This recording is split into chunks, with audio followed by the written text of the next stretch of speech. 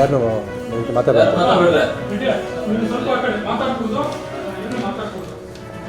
ಒಟ್ಟಾರೆಯಾಗಿ ಬೇಡ ನಾನು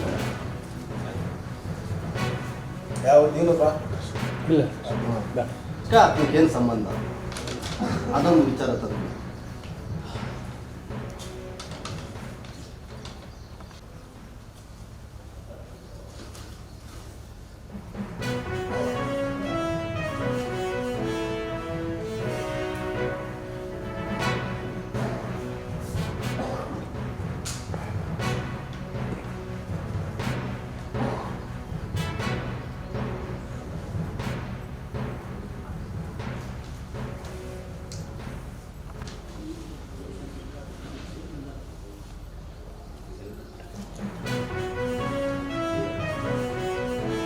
ಮೊನ್ನೆ ನಡೆದ ವೇಮಗಲ್ ಕುರುಗಲ್ ಪಟ್ಟಣ ಪಂಚಾಯಿತಿ ಚುನಾವಣೆಯಲ್ಲಿ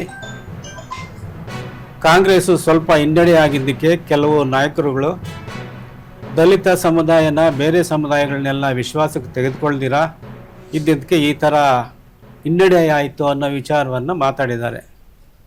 ನಾನು ಹೇಳ್ತೀನಿ ಅದು ಸುಳ್ಳು ಅಂತ ಹೇಳ್ತೀನಿ. MLA ಆಗಲಿ MLC ಆಗಲಿ ಎಲ್ಲ ಸಮುದಾಯದವ್ರನ್ನೂ ಜೊತೆಯಲ್ಲಿ ಕರ್ಕೊಂಡು ಹೋಗ್ತಾ ಇದ್ದಾರೆ.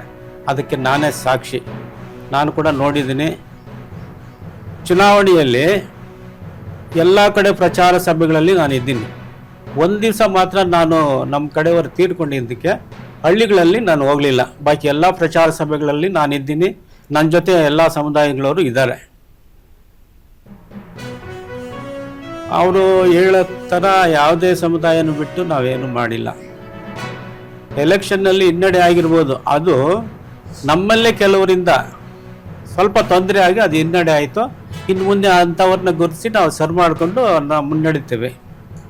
ಆಮೇಲೆ ದಲಿತ ಸಮುದಾಯಕ್ಕೆ ಎಲ್ಲಿ ಪ್ರಾತಿನಿಧ್ಯ ಕೊಟ್ಟಿಲ್ಲ ಅಂತ ಹೇಳ್ತಾರೆ.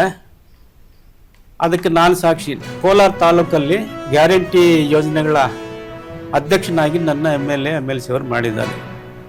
ಇದು ಜನರಲ್ ಆಗಿ ಬಂದಿರುತ್ತೆ. SC STಗೆ ಅಂತ ಏನು ಮೀಸಲಿಟ್ಟಿಲ್ಲ. ಅಂಥದ್ರಲ್ಲಿ ಅವರು ಮನಸ್ಸು ಮಾಡಿ ನನಗೆ ಕೊಟ್ಟಿದ್ದಾರೆ.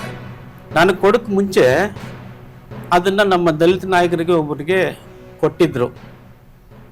ಅವರು ಬೇಡ ಅಂದಮೇಲೆ ಅದೇ ಪೋಸ್ಟ್ನ ನನಗೆ ಕೊಟ್ಟಿದ್ದಾರೆ. ಆಮೇಲೆ ನನಗೆ ಇದು ಹೆಂಗೆ ಗೊತ್ತಾಯ್ತು ಅಂದರೆ, ನಮ್ಮ ಗ್ಯಾರಂಟಿ ಸಮಿತಿ ಹೆಡ್ ಆಫೀಸಿಂದ ನನ್ನ ಹೆಸರೇ ಬರಲಿಲ್ಲ. ಆಮೇಲೆ ನಾನು ಫೋನ್ ಮಾಡಿ ವಿಚಾರಿಸಿದ್ರೆ, ರಾಜಪ್ಪ ಅನ್ನೋರ ಹೆಸರಿದೆ, ನಿಮ್ಮ ಹೆಸರು ಬದಲಾವಣೆ ಮಾಡಿ ಕಳಿಸ್ತೀವಿ ಅಂತ ಹೇಳಿದ್ರೆ ಆವತ್ತು ನನಗೆ ಗೊತ್ತಾಗಿದ್ದು ರಾಜಪ್ಪನವ್ರಿಗೆ ಇದು ಕೊಟ್ಟಿದ್ದು ಅಂತ. ಒಳ ಮೀಸಲಾತಿ ಏನು ಜಾರಿ ಆಯಿತು, ಆ ಜಾರಿ ಆಗಬೇಕಾದ್ರೆ ಬಹಳ ನೋವಿನ ಹೋರಾಟ ಮತ್ತು ಚರಿತ್ರಾರ್ಹವಾದಂಥ ಹೋರಾಟ. ಕರ್ನಾಟಕ ರಾಜ್ಯದಲ್ಲಿರುವಂಥ ಮಾದಿಗ ಸಮುದಾಯದ ಸಾವಿರಾರು ಹೋರಾಟಗಾರರ ಬದುಕು ಬೀದಿ ಪಾಲಾಗಿದೆ. ಅನೇಕ ಜನರು ಪ್ರಾಣವನ್ನು ಕಳೆದುಕೊಂಡಿದ್ದಾರೆ. ಅನೇಕ ಜನರು ನಿರಂತರವಾದಂಥ ಹೋರಾಟದಿಂದ ನಿರುದ್ಯೋಗಿಗಳಾಗಿದ್ದಾರೆ. ಅನೇಕ ಹೋರಾಟಗಾರರು ಲಾಠಿ ಏಟು, ಪೊಲೀಸರ ಬೂಟಿನೇಟನ್ನು ತಿಂದು ಜೈಲು ವಾಸವನ್ನು ಅನುಭವಿಸಿದ್ದಾರೆ.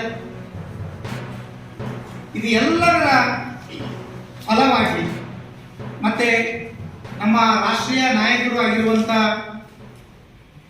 ಮಂದಕೃಷ್ಣ ಅಣ್ಣ ಮಾದಿಗನವರ